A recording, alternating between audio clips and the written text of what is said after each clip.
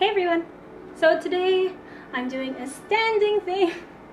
I just thought it would be cuter if I tried to like stand here, especially with the ring light from my in-laws. They gave me a beautiful gift for Christmas. I've been meaning to film something with it, but every time I filmed something I didn't like how it looked or where I filmed, so this is actually the third time or the fourth, I think, that I'm filming this because I just wasn't happy with how it looked. And enough of that. Today I'm talking about my top 5 foundations from 2017, plus an honorable mention to go with that. These are just foundations that I didn't necessarily discover in 2017 or were released in 2017, but I ended up loving them a lot. I was gonna do a full favorites video, but I felt like it would be better to chop it up so that people could see just foundations or just lipsticks or just primers based on what they really want to see. Anyway, let's get into it. But number 5 today is the Clio Kill Cover Concealdation. This I got from a D-stash because the one who sold it to me, Ish, she doesn't like full coverage foundations, and this is what that is. It is definitely like a mask of foundation on your face. They call it a concealdation because you don't necessarily need concealer with it. It really just covers everything up. I've used this a number of times when I just feel like my pimple marks are really coming out and I need something to cover it up and to last pretty much 6 to 8 hours, but not longer. This is definitely my go-to when I need full coverage.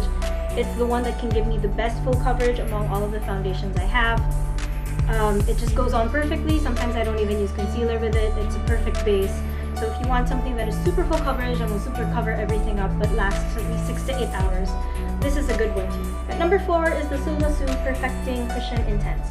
I just got this recently, I think in November from Korea, and this made it to the list because I use this pretty much at least once or twice a week in December and since I got it in November, because I really like how this looks on drier parts of my skin. So when my skin is less oily and more combination, it really goes well on the dry patches since this has like a kind of dewy formulation. But you guys know that I'm not really a fan of the second skin look. I like the foundation look, so this is not my favorite formula, but it's definitely a cushion that I like compared to all the other cushions that I've tried. It makes my skin look super healthy.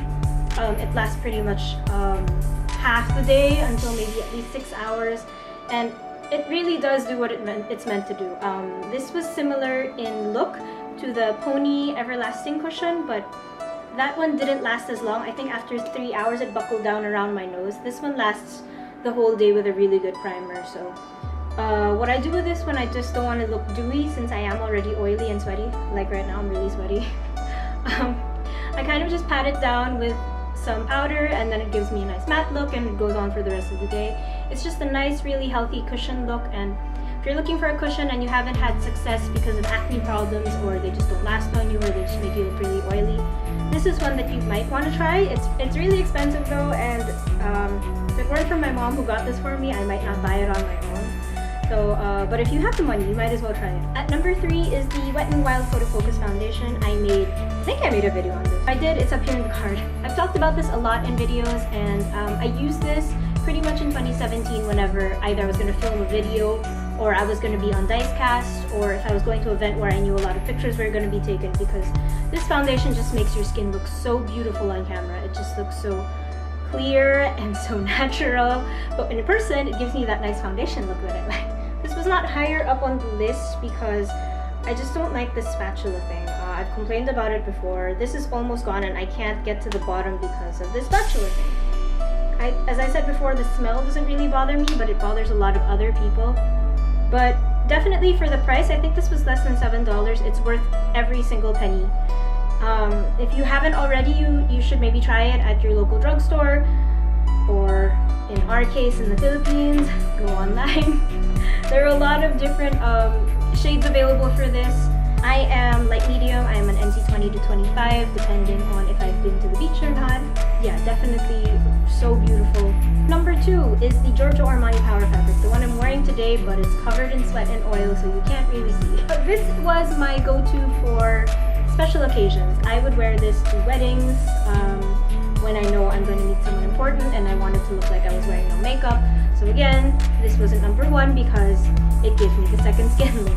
Though it really does make my skin look so clear and natural. I just usually dot on a bit of concealer, maybe a bit under my eyes, but aside from that, it just makes me look really good. This is something that I use when I don't have any breakouts. I just have pimple marks because they're easier to cover up. It's like a medium coverage. It can be built up a bit to a slight slightly full, but it's not as full as I wish, so I don't wear this unless I know that I can conceal up a bit or when I don't have that many pimple marks. But this is really amazing for people who are oily. I heard that Kathleen Knight who has dry skin also really enjoyed this. It just really looks nice and matte on the skin. It doesn't look too dewy. It just looks so natural. I don't know what else I can say about it. I mean, how much is this? Like 3,000, 3,500 pesos. Of course it's gonna be good.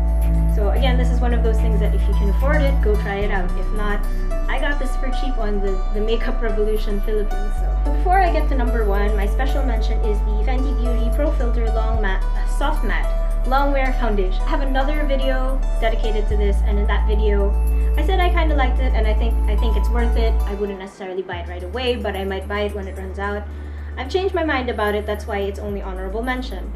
I was using this a lot last year, but it wasn't until I was going out, I was running some errands, and I started sweating really badly in it, that like a pool of sweat formed here, like you can see right now. And the foundation kind of budged and then made a teardrop form. And the horrible part about it is this is a budge-proof foundation, so the moment that it stuck there, I couldn't wipe it off. I couldn't use tissue, I couldn't use my finger. I just had to wait until I got home and remove all of the foundation. So I had that big splotch there for the whole day. And I guess it's a good thing that it's budge proof, but my oils and my sweat will still budge it and then set it that way. So aside from that, you can watch the video. I don't want to go too in depth about it because it is a good foundation. It didn't work on me. And the number one, I think this has been a number one since 2016 maybe. It's the Urban Decay All Nighter Foundation.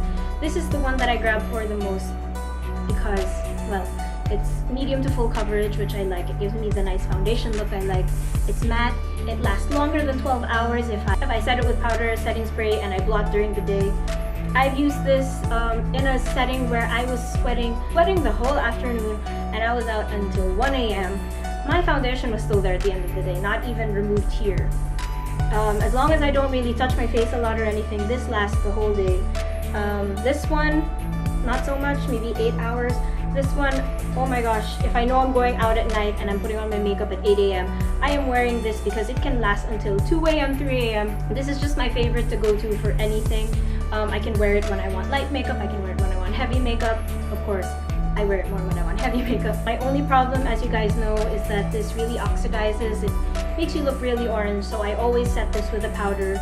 Sometimes colored, sometimes just translucent, but either will make the orange color go down a bit. But yeah, definitely love this foundation. Number one, definitely. And that's it for my favorite foundations of 2017. Hopefully you guys liked it. I'd love to hear what your favorite foundations were. Leave me a comment below and let me know. If you like this video, please give me a big thumbs up. It really does help me. And if you want to see more content like this, subscribe to my channel. Thank you so much for watching, and I hope to see you in my next video. Bye!